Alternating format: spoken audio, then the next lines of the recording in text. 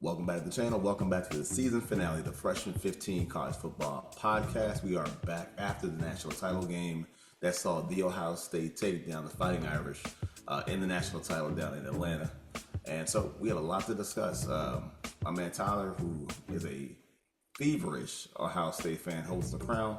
My man, what is up tonight, man? How you feeling? Not much, man. I got my Buckeyes mini helmet sitting right here.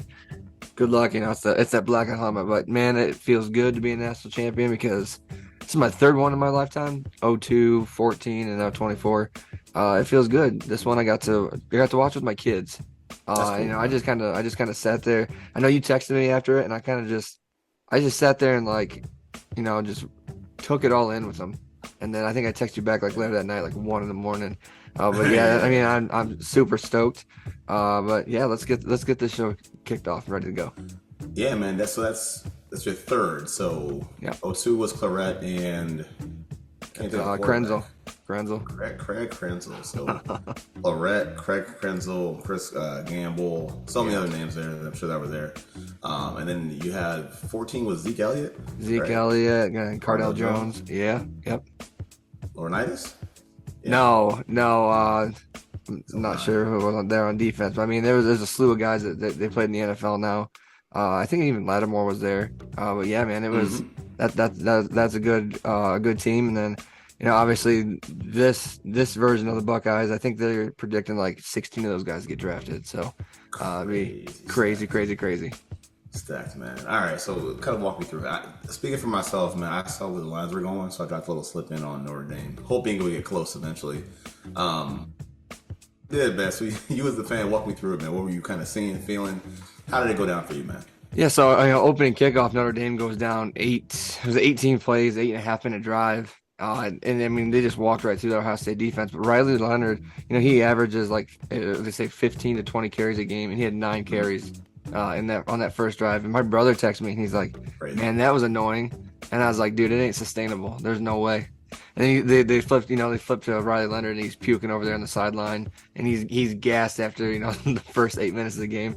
Yeah. And Ohio State they answer, and then Notre Dame gets back on the field, and then it kind of Knowles made that adjustment, I was telling my wife, your first 15 plays are your best plays, and then it's all about adjusting after that. And they didn't until late in the second half when the game was pretty much over for me. There was a little tension there for me when they got within one score. I'm like, but it never really felt like it was that close. And rolling it, Ibuka, he had that uncharacteristic fumble. They do come back. Mitchell Evans, he's a heck of a tight end. Notre Dame always has good tight ends. They bring it back. They miss that field goal. Mitch Jeter misses that field goal, and then Ohio State's just trying to. They're playing basically 4-minute offense the third and fourth quarter. Right. If you're watching right before that, where Will Howard does those 2 QB sneaks, that second down play, it was the same play that they ran on third down. He just kept it that time. And when you see it, Jeremiah Smith was open. Then Christian Gray, he's a heck of a corner, but being put out on that island like that, and Jeremiah Smith, he's not going to lose a route. He stemmed it off perfectly, hit back to the sideline. Christian Gray, he got caught flat foot, and that was game. It's kind of nervous when they kept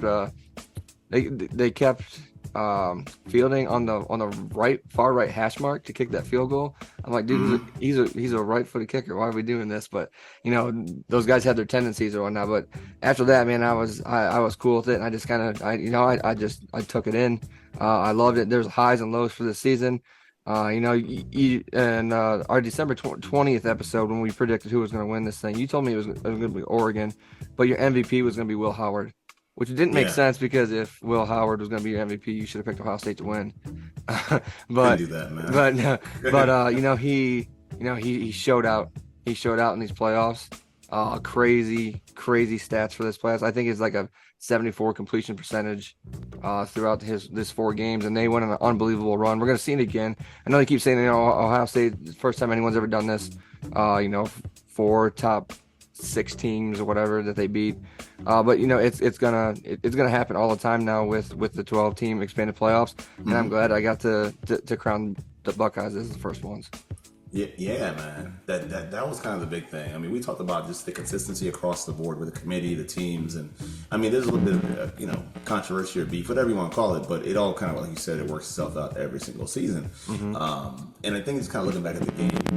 Everybody kind of got their cake to eat it too, right? You got the Blue Bloods, you gave the chances to the smaller teams that I'll talk about a little bit later on, but watching the game, the opening drive for Notre Dame was what you wanted for them, right? That was their best shot. Like you said, it's like boxing, right? Like you come out fighting, kind of filling the opponent out, and after that, it's punch, counter punch. And Notre Dame does not have a counter punch. They really didn't have one. I'll talk about who they might have been a little bit, but they're still limited with Ryan Leonard. So once it became a 10-point game, you get to catch up. They were limited, man, and they don't have enough out there. And I said last time, like, you have to give to get. So for them to even have a chance to kind of keep up, they have to give up something. And for the most part, they gave the running game. They gave it away. Say, all right, you know what? You're going to bludgeon us with Jenkins and Henderson. He's going to beat us up, and Howard too. Like, that was the third element of trying to stop the run, which they couldn't do because they're terrified of Jeremiah Smith. And rightfully so. You should be terrified of Jeremiah Smith because every time you drop back, he was getting Christian, man. Getting him. It was Spank City. But I will say this: the tide kind of turned with picking on Davison, penalties, man. That was the equalizer. Penalties, grabbing guys, and Jaden Greathouse was the man, and he was against Penn State too. But he definitely showed up a lot. When people talk about Bo Collins and stuff like that, but Jaden Greathouse was one who held him down.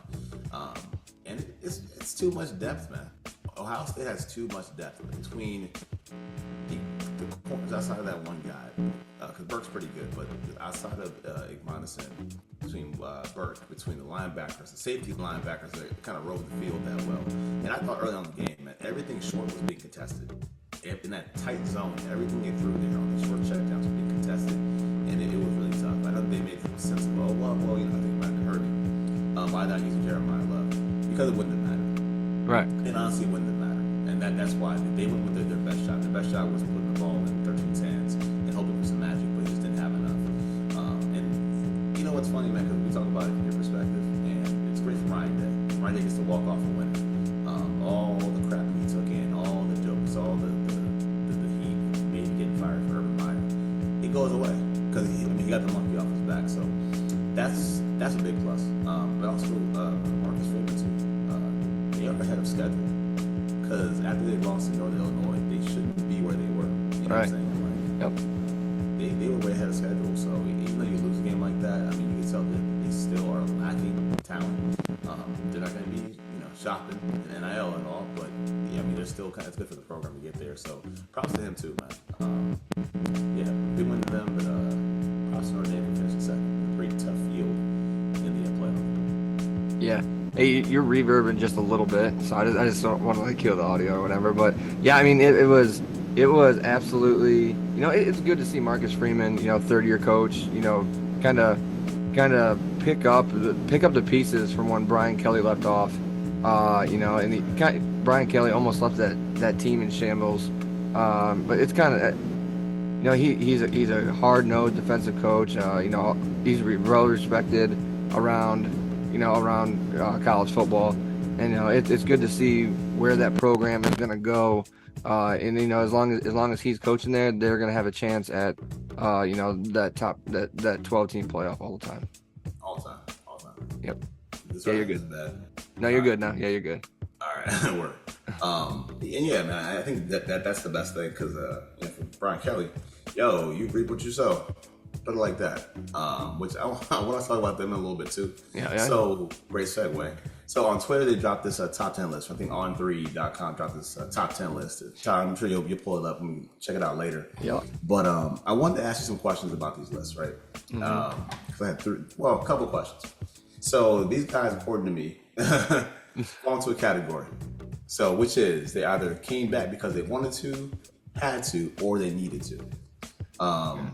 So, looking at those guys, what are your thoughts? I mean, so on the list we have number one, Sam Leavitt from Arizona State, who I like a whole lot. Having to see him. Drew Aller, I think, like I said, you are the first person to put him on everybody's radar. Drew Aller, I like him a ton. I have not actually watched DJ Lagway. You? Nor have I. I have not. Okay. We know why Arch Manning belongs here. I like Lenore Sellers with what he has there. They need to retool. But with Beamer, it's going to be all right. Gary Nussmeier at LSU. Wink, wink. Carson Beck. Double wink on that one. Kay Klubnik. John Mateer, who I've not seen a very close, and Nico Anyamalieva. Yeah. On these top 10 lists, first off, do you have any debate? I mean, in whatever order it should be in, but any debate on these top 10 guys? No, what I'm going to say is, a lot of people thought Garrett Nussmeier coming into this season was going to be one of the top quarterbacks, and he kind of was for like through week 1 and 2, and then he kind of fell off. Same thing with Carson Beck. Georgia as a whole was down. Just like Drew Aller, Carson Beck, his receivers didn't do him any favors. I think Georgia led college football in drops. And that hurts. Especially when you see how everything turned out there. And then, Drew Aller, rightfully so, he stayed. He might want to make a run at a championship again. His 2 running backs stayed.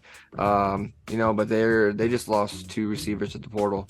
But I mean, Amari Evans, he ran a pretty lackluster route to get that interception against Notre Dame had against him. And from what I've seen on a message board when I was looking some stuff up about him, he was kind of like checked out since like the middle of December. Like he knew he was going to be leaving, so he just like didn't care. I don't want to like put that in the universe, but it's out there on the message board. But it's, and then Nico, I have reservations. He's a one-read quarterback, and in my opinion, I watched it. We watched firsthand against Ohio State. His guy wasn't there. He tried to run, and yeah, it just doesn't happen. Brick wall. I mean, all right. So in the case of Penn State, you kind of can't miss what you didn't use anyway. So the receivers are leaving. Can't miss what you didn't utilize. This is part of the offense. I think the biggest exit point is going to be Tyler Warren anyway. Yeah. I mean, I kind of going real quick, man, kind of lighting around here. In Sam Levis' case, he opened a lot of eyes with how he played down the stretch. I mean, he was good all season, but and you kind of could make the case of, hey, you're a freshman, so maybe it's because you're kind of surrounded around talent. Jordan Tyson, Cam Scatterboo, who are 2 good players in their own right. Not going to take that away from them. But we have a good and a bad thing, right, with Sam Levitt. The good thing is the athleticism, the arm strength, the arm talent. He's a very good dude. And depending on how you like your quarterbacks, man, he comes with a lot of moxie. A lot of swag. He will drag you out if you're not performing. He's one of those type of guys. And again, depending on who you're dealing with and how it's all about the results too. I mean, if you're going to carry yourself like that, it's about the results on the field. Mm-hmm. But as an individual talent, he's good. I mean, he has the experience down in the playoffs. He's got the fire. He's got the moxie. Again, the arm talent. I can see why he's the way that he is. Now, I know some people are going to kind of look at Drew Aller at number 2 kind of sideways. Any problem with that? You're good with that? No, I'm good with that. No, I'm perfectly fine with that. Because, a lot of people are saying, like, if he would have beat Notre Dame, he probably would have been, like, top 2, top 3 pick. Round, not top 3, but I mean, like, round. First round, end of first round quarterback, second round quarterback. But that just didn't materialize. He played a pretty bad game. Yeah. You could tell that he was nervous. Not having, Notre Dame, very good defense. That's what you're going to see in the NFL is a lot of defenses like Notre Dame. Shout out Al Golden, who's now the defense coordinator in Cincinnati Bengals. But it's nice. You could tell he had like the yips. You use your 1 tight end and your 2 running backs. That's basically all you have. And his receivers didn't do him any favors. They're playing one-on-one on the outside, and they can't get open. They can't separate. So he doesn't even look their way. They had 0 wide receiver receptions in that game against Notre Dame. It is what it is. But I mean, we'll see if his product changes when if and when they get some receivers in there, because I think they got one coming from Baylor, I believe. He's a speedster. But yeah, well, I guess we'll see what comes out. But I know he's gonna be on everybody's big board for next season's quarterbacks. I think so. I think I'll take a step further. I think if he were to meet with the team privately, like a private workout, and they ran through their setup, or their pro day, right? Their private pro day. I think behind closed doors, you're gonna come away liking him a whole lot, and you're gonna like the mobility. You're gonna like the again. He has pretty good arm talent too. It's just he might be shackled by what Franklin believes in. and it's an offense that's kind of catered to complement the defense. Really, like you're kind of feeding the defense. So I do kind of get it. I can see why he's number 2. No problem with that. I don't know enough about Lagway, so we'll find out as the season goes on. Arch Manning, I think, is good for Arch Manning. I don't think we know enough, but I do like Lenora Sellers, though. I do like what he showed as a freshman also. He's probably lower on the list than most guys because there's a lot of talent leaving, right? You're losing Raheem Sanders. You're losing our tight end. The name slips me. A pretty good tight end as well. So, but they're losing some guys out there. So that could be a reason why, but I like Frank Beaver, what he's got going on. Nussmeier, I think, is a guy who needs to come back. Yeah, absolutely. He needs it. Carson Beck, same thing. He might need to leave, but need to come back. Kate Klubnik, man, I think he actually, towards the end of the year, I think he kind of started to trend back upwards. Yes, absolutely. Yeah, I was definitely gonna say that because I think by, let's say, mid season, he might be the number 1 quarterback everyone's talking about next year. He like you said, he was trending. He shows he's an athlete. He's a quarterback and an athlete. We've seen it in the tail end of that season, and I think that if they can sustain success, put themselves back into the top 12, kind of run the ACC, who may still be down. We'll see what happens next year. There's a good chance that he is he's gonna be a top 3 quarterback for next year. I think as the cycle goes on, he needs to trend back in the other direction. I still got to see the crop of guys coming out and who's going to be where. Because you also got the transfers as well. Your guys that they're going to be playing now as well. Lewis out of Colorado. It's hard to say, but I do like where it's going. And then for Mateer, I got some more Mateer, and for Ayema Lieva, it could have been better.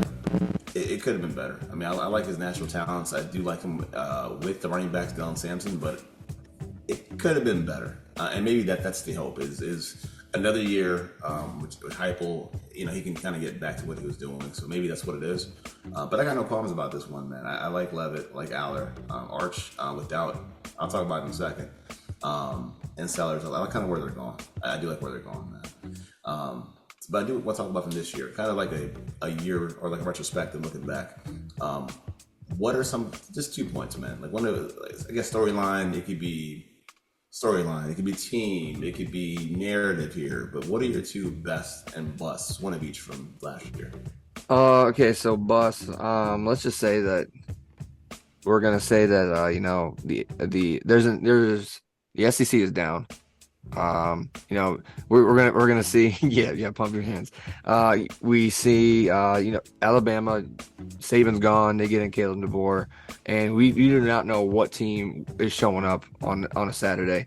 Is it the team that that's gonna go out there and play Texas hard, or is it and beat Georgia, or is it gonna be the team that loses to Oklahoma, who doesn't have a quarterback at the time? You see the same thing with Texas A&M, and it was funny. They were good at the beginning of the year. They kind of fell off. They kind of came back in. Mike Elko's a good coach, and then LSU start off strong. Brian Kelly does Brian Kelly things. Same thing with Lane Kiffin. Lane Kiffin does Lane Kiffin things. Ooh, we say that every single year. Lane Kiffin does Lane Kiffin things. Kirby Smart, he can't seem to get out of his own way. And then you have the NIL and the transfer portal, and this is what so this is gonna be my positive thing. The NIL and the transfer portal, you're gonna have these top blue blood colleges. They're still gonna be up there, but with the NIL transfer portal and like these guys getting out their opportunities with a little bit of money added, that middle that was like right here is now kind of like right here. It's caving in now. And I think that's good for college football. College football product has never been better. We seen like we got to see playoff games at home, in college football stadiums. We need more of that. We need a lot more of that. We've seen guys who may have never gotten a chance anywhere else alter their careers. Will Howard, Kansas State. He wins Big 12 Player of the Year. It's kind of like an unknown. Comes to Ohio State, works with, a guy who's really good with quarterbacks, and Ryan Day, who was a quarterback coach for a lot of teams, and Chip Kelly. And down the stretch, if he doesn't have that that stinker against Michigan, which I still think he was concussed to this day. I think he was concussed in that game.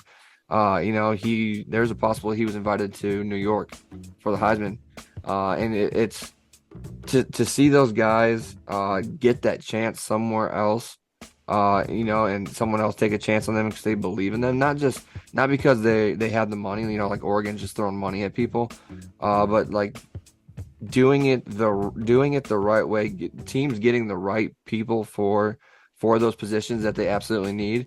And then stamping a legacy for those guys. I mean, it's never been better. So we saw it with Dylan Gabriel at Oregon.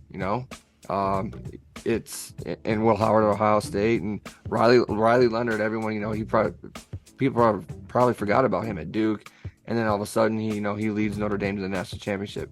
It's fun, and that's my positive is the NIL and transfer money on transfer portal. I know a lot of people hate it, but I absolutely love it. No, man, and I'm cool with it, and I'm not even thinking about this in a sense, only because you mentioned A&M and stuff like that. But I look at the players that were kind of at the forefront for the Heisman. I know the Heisman is not, even though the Heisman is the biggest award in all of college football, it's not the most important thing aside from winning, right? Like we understand that. It's almost like the MVP award goes to the guy on the best team in the NFL, and it's pretty kind of straightforward. This one is like, who is the most outstanding player in college football? Who is the most electric player in college football? And that's the focus of what's going on. But this year, it wasn't a team like, now Lincoln Riley involved this time. It wasn't USC. It wasn't Oklahoma. It wasn't A&M, for example. It was Colorado and neck really with Boise State. I think that was the coolest thing now. Yeah. Just to add in the NIL aspect of it, could you imagine a prospect, like a absolute phenom of a prospect, where he's to the highest bidder? Like, high school phenom, he's going to be the guy. He's a 5-star recruit. Like, everybody knows this is the it guy. He can actually walk into an office, stick his feet on his dirty cleats on someone's desk and say, you know what? I want $5 million. Don't care who has it. Whether it's Oregon or whoever, it doesn't really matter. Like, the ability for someone to get that phenom, that star, and kind of name their price is the coolest thing ever. It would be the coolest thing. If a guy was an absolute stud star and said, you know what? I want to go to University of Maryland or BTech, whatever. I think that would be the coolest thing in college football. NIL, I think, is a great thing. I'm not hating on that at all, man. Pay these guys, give them more exposure, but like you said, the cream, it's stupid. But the cool thing is that the cream is rising to the top. And I'm going to talk about this too, because you actually hit it on the head with these middle teams being able to kind of rise up a little bit. And closing on the fact. So I'll kind of start with my bust last year. And you forgot about it, and you didn't say it. I knew that you might have. You forgot about Florida State. Yeah. Oh yeah. They were so dead. Like, they were so DOA, man, that I think by they were so DOA, man, by October. We weren't even talking about them. We were just laughing. Like, we would text and just kind of drop the emojis and kind of laugh at it. It was that crazy how far they went. And for a team that really, I mean, again, take back to what we knew last year. It seemed like they felt cheated and robbed and stuff like that. Nobody could have predicted that. Like, nobody could have predicted how bad they were going to be. Totally falling off the map, just being that bad. I never saw it coming. I thought that was the weirdest thing ever. Sounds so good, right? All right. No, you still got a little bit of it. But also then, I think the best of last year, I got a tie. My tie is with Arizona State. First off, walking in there and stealing the championship of the Big 12, I think was a big deal. Because they're fighting with BYU, right? BYU, Colorado, Iowa State, and they still took it and got in there. That was cool, getting the bye. I talked about Sam Levitt. I think he's a really good player. Jordan Tyson, even Coach Dillingham as well. He's kind of like risky, but he's risky for the right reasons. And I think that's important. That's good leadership there. And then my tie is, I think that you're going to love this one, is Indiana, man. Indiana. Coach Signetti, man, just everything that he did. You kind of pointed out earlier. You're like an early adapter to this, but everything he did, bringing on like half the roster from JMU to Indiana, and then playing the way they did throughout the conference was pretty impressive. And I mean, everyone looks like the Phantom until the one pulls up and see you play at Ohio State. And I mean, it was what it was. But even then, I mean, I still gotta give them respect for that because imagine them with a recruiting class. Imagine them getting better next year. Yeah. In almost every advanced metric, they were like killing it. And if they can get some money in there and just kind of raise the level, because before you know it, they're gonna lap a school. I'm not saying they're gonna lap USC because USC is still USC, but if they can just kind of close the gap, and I think that's really impressive what they're doing. Yeah, one of the things I really want to see, and you talked about it a little bit during the season is, we talk about dream matchups for teams. We're gonna get them in the non-conference games coming up here, like Ohio State plays Texas first game of the year next year, and we're gonna see them and we're gonna see them in the playoffs. But what I really wanted to see was like a player versus player matchup. So like who in their right mind wouldn't have loved to see like Travis Hunter against Jeremiah Smith? Who wouldn't want to see, Ohio State versus Colorado? Who wouldn't want to see, Travis Hunter against, say, Golden from Texas? I mean, like you talk about him, he's such a good corner. Okay, prove it.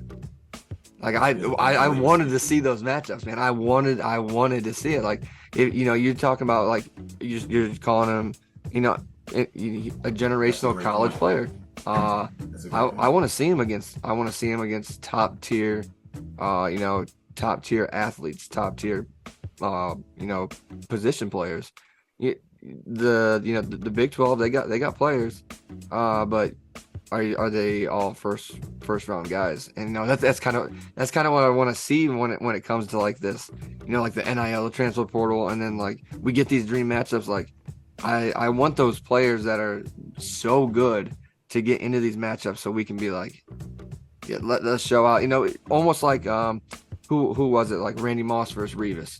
Everyone loved that stuff. Cortland Finnegan versus Andre Johnson. Right. Those kind of, you think about those pro things like Mike Evans, Marshawn Lattimore. That's you want to see that at the college level because college football is so great anyways. And then you get like that, like those players talking trash because Jeremiah Smith, he talked a lot of trash in these playoffs. Like you can't guard me one-on-one. Play man coverage, you're gonna die. And we saw teams do that. And I would love to see like Travis Hunter go up against Jeremiah Smith and in those kind of situations, high leverage situations, stuff like that. But that's something I'm looking forward to as they continue to like advance these playoffs, and it just continues to get better and better and better and better. That's a good point, man. And it's funny because they don't have senior, like they're not going to go to Senior Bowl. They're not going to go head up there either. Right. Obviously not going to happen. But that's a great point, man. That's a great point. Now, that being said, we're talking about next year matchups. Do you have an early favorite for next year? It's probably Texas. Damn, man. I mean, they're losing some of their offensive line. Some of their defense is going to be gone, but Arch Manning coming back, Sark staying. It's not like he has to learn the offense. I could be a homer and say Ohio State, but they're losing. Like I said, they're going to have 16 guys drafted. I think 10 of their 11 starters were returning players. They're going to lose a lot of those guys. Shout out to my guy Cody Simon. I told you he's going to be the player of that game, and he was defensive player of that game. He's the one. So a lot of those players, Even Austin, Burke, Jack Sawyer, JTT. They're all leaving, and who knows? Oregon, they're going to field a tough team because they got the money, and then. Michigan may be back. They just paid $10 million for a quarterback, so we're gonna find out. Where the ball's gonna lay, but we really can't. We got 212 days or something like that until week 0 kicks off. So I'm already I'm in anticipation mode, but I'm still enjoying this national championship. I'm not gonna lie. I feel you, and dude, you stole my notes, man. I should have went first in the last second. So that's all good. It's the same thing. And I guess the reason why I say Texas is because there's just Arch Manning. There's no thing happening, right? There's no Ewers kind of in the background. And I think Sarkisian wanted to do right by quitting Ewers. If Pat was around, I think he would say the exact same thing. Pat, our friend, a big Texas dude, I think he would say that there's some air of trying to do right by Quinn Ewers and letting him finish his year, build a draft stock and then send them to the NFL proper. Without that kind of lingering over the team, it lets kind of Arch Manning be Arch Manning, essentially. Yeah. So the offense is also not shackled anymore. He can actually open up the offense with his legs too. So you get a lot of that going on. I think they just kind of they kind of breathe a sigh of relief a little bit.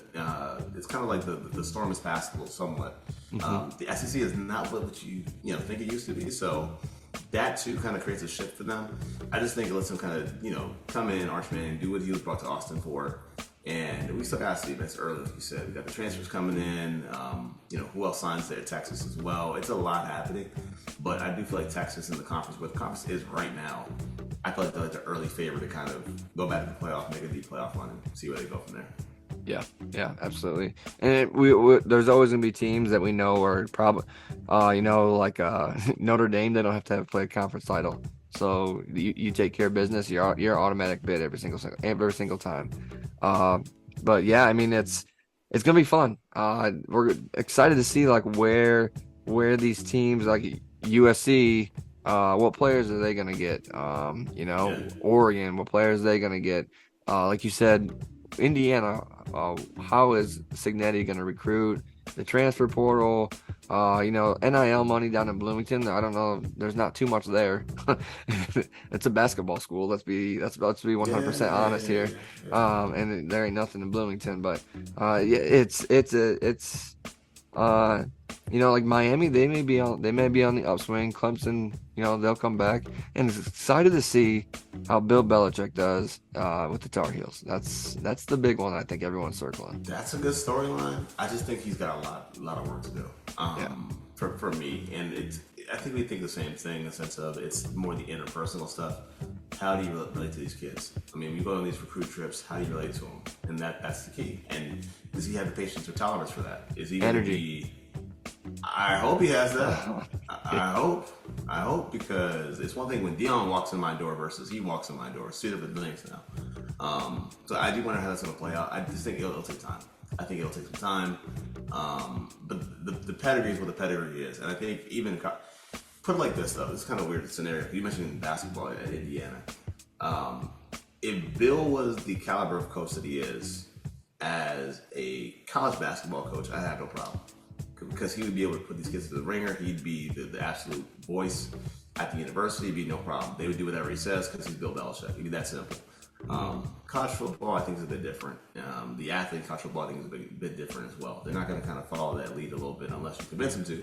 And if you don't want to follow along, they'll just dip out. So that's the key, man. I'm very curious, but the conference is kind of in like a weird pivotal stage now, too. So he could walk right in and win 8 games off the break. I just need to see more. That's all I'm saying, man. So also reminder, guys, too, man, hit the like button, hit the sub button for the channel. So this is the end of season 3. Season 3, yeah. Season 3 is over. So we're gonna be back. We'll have shows throughout the off season periodically, popping in, popping out, part of season 4. Kind of getting you guys primed up for week 0. This is like, to me, months away, but Todd's like tomorrow morning. So no big deal there, man. But dude, for the last word, man, on season 3 of the podcast, any last thoughts? No, man.